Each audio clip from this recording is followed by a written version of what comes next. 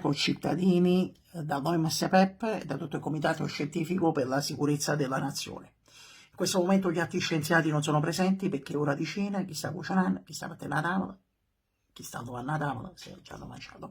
E sono qui come portavoce per darvi questa importante e fondamentale comunicazione per la salute pubblica, per la nostra salute. Di qui a poco vi annuncerò i numeri della Regione Campania di tamponi effettuati e di positivi ai relativi tamponi degli ultimi giorni.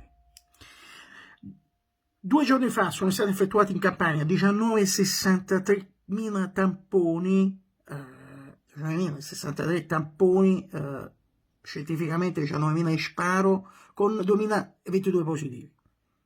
Nella giornata di ieri 14.000 sparo tamponi con 1.626 positivi. Nella giornata di oggi, risultato determinante, 9.241 tamponi, quindi 9.000 sparo, con 1.113 positivi.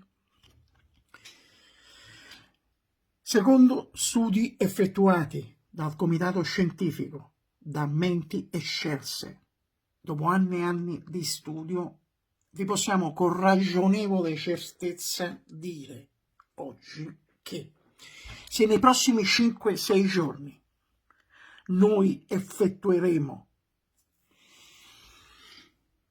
0 tamponi, noi avremo 0 positivi.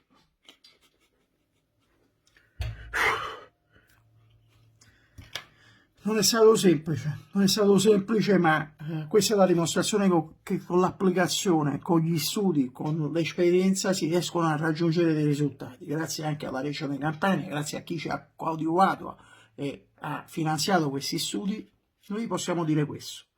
Però adesso tocca a voi, adesso tocca al vostro senso civico. Non facciamo tamponi, così non avremo positivi. Basta poco, ma adesso non buttiamo per aria tutti questi importanti studi e questi risultati ottenuti da tutti noi del Comitato Scientifico.